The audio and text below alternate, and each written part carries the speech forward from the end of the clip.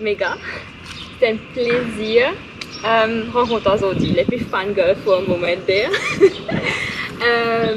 You've been an inspiration for a lot of people who've been following you online and offline.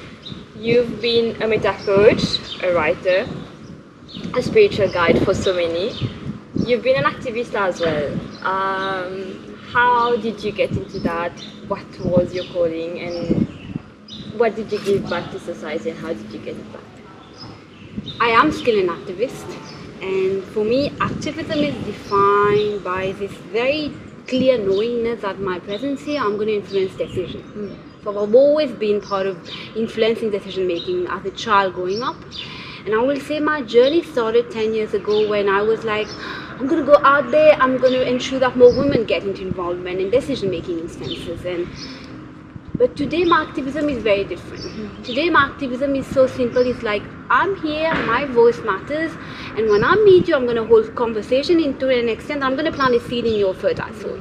Now you may not like the seed that I'm going to plant, or you may be like, this sounds very interesting, but it's kind of hard. I'm not going to get there. I won't be able to change my life. For me, it doesn't matter, because the seeds you're going to carry will be carried forth to the next generation, and change is going to happen. So for me, my activism today is all really about how do I create safe space for myself, and how do I hold safe space for others. So with the intention that I'm going to influence decision making. I want to be part of changing the structure of this land. That's beautiful. 10 years ago, I would be like, I want to be known in the world today. I'm like, I don't give a damn about this. This starts with me, it ends with me. So my activism is about me first. So you said, what did I give back to society? I feel like right now I'm in a phase where I've been giving a lot back to myself.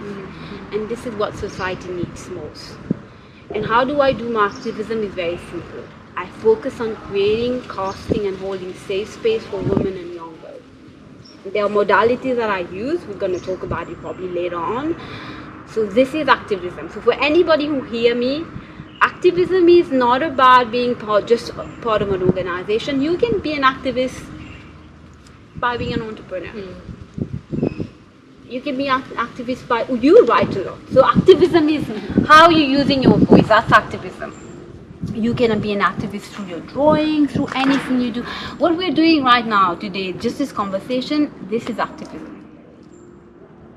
It's about being very clear with this knowingness that at every instance in my life, I'm playing a role in influencing decision making. So my intention is I'll plant question in your brain. Plant those questions, get you to ask why. Who said that? Why am I doing that? And that's my job is done. Yeah.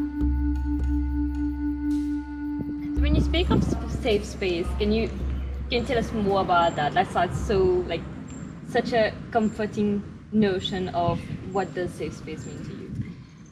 Safe space starts by holding it first. Like you can't dispute it. To be safe, this is what it means. So to be safe, first of all, it means I allow you to be. I don't get in your way. There is no judgment.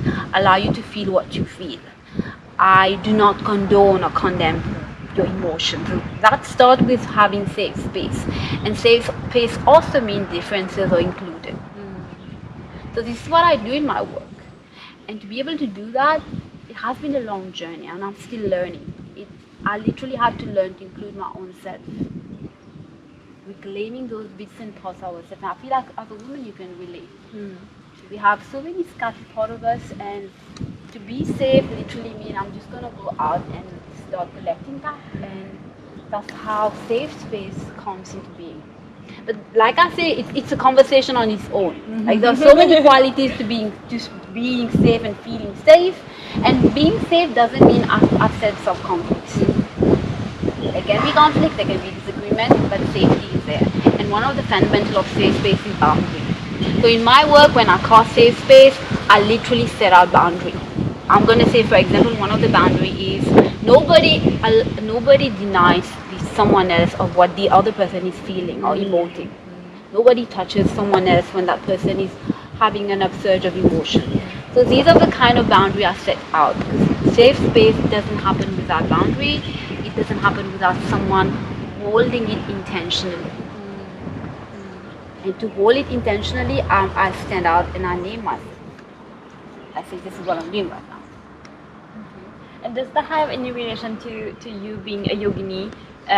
Does that define a lot more your relationship to things and How are you relate to using things? the word yogi? It was very striking for me. I was like, what does she mean by yogi? The practice of yoga is basically grounding yourself and finding your own safe space in your own self. And to be able to resonate to that, you have to be able to understand your own self and to be able to emote, respecting those boundaries and then respecting your own boundaries, because we do have a lot of those. And does it make sense to be able to emote while trying to be still? So, are you actually asking me how does being a yogini connect me to my work? Yeah, definitely. If that resonates, yes. In modern world, yogini means a woman who practices yoga, right? But it's very interesting. The term yogini comes in medieval time. It literally means a woman who belongs to the Nath yogi. And Nath yogi was founded by Gorakshanath. And most of the women come from a lineage which is known as the Saiva tradition. And it's very interesting. I don't know if it's coincidence, but in this life, in this reincarnation, I come from a Saiva tradition lineage. Like my entire family, Shiva as an energy has been very present. So I don't know if it was like my birth, like kind of readied me on this path. But my encounter with yoga has been very interesting. It started. Bhakti yoga has been very present in my life as a child. So devotion to energy, devotion to what they called Shiva at that time has been very present in my life. I will say I started meditation quite young, but 7 years ago, when my body kicked me, I had no other option. I needed to move. I couldn't move. I couldn't run. So yoga ended up being the way to go. So it has been 7 years of unlearning and relearning, but mostly coming to this body. Being vulnerable, how do you define your relationship to vulnerability? Vulnerability is showing up knowing that I have no control on the outcome. Like showing up for this this conversation when I'm hurting, like I'm hurting bad, I'm just still going to show up for the conversation knowing that I have no control. I don't know what's going to happen, I don't know what you're going to do, what you're going to say, but I'm still going to show up. Vulnerability for me is showing up when like you end a relationship and you still get up every day. You show up. Like someone went through a divorce, that person's still going to show up and say yes and start dating again. That's vulnerability because you have no control of the outcome, and that's a call for courage. Like, and Bernie Brown says this over and over again. You can't be courageous if you're not vulnerable. Because vulnerability means I show up in my pain, in my own. Like I've shown up so many times with my trauma and my drama happening around, and still I showed up and I did my work. And I wasn't like masking anything from myself. I was very present to what was happening, but still I was showing up and doing my work. Yeah. And how do you make sense of being in a world where vulnerability is like looked down upon?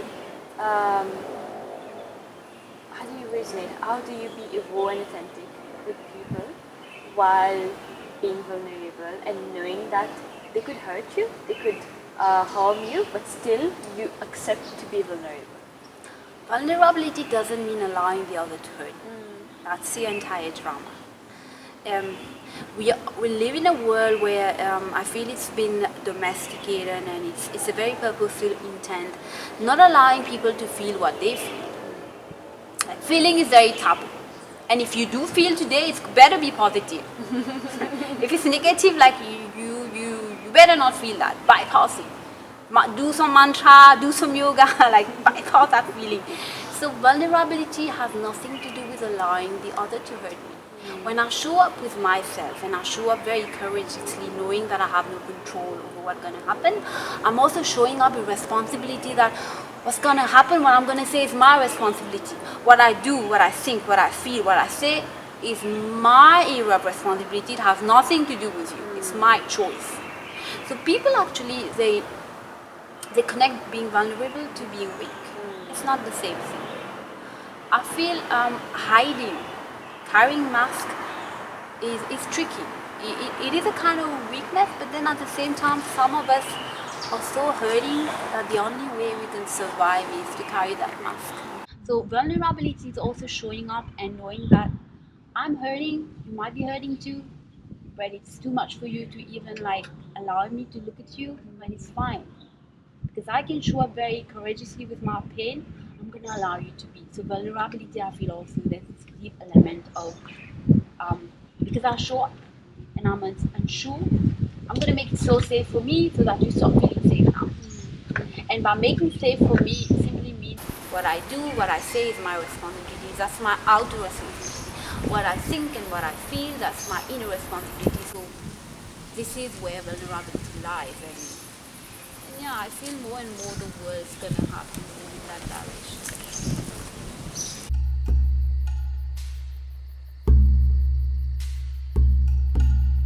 Bonne meilleure conversation, passez à check-in Café Bistrot.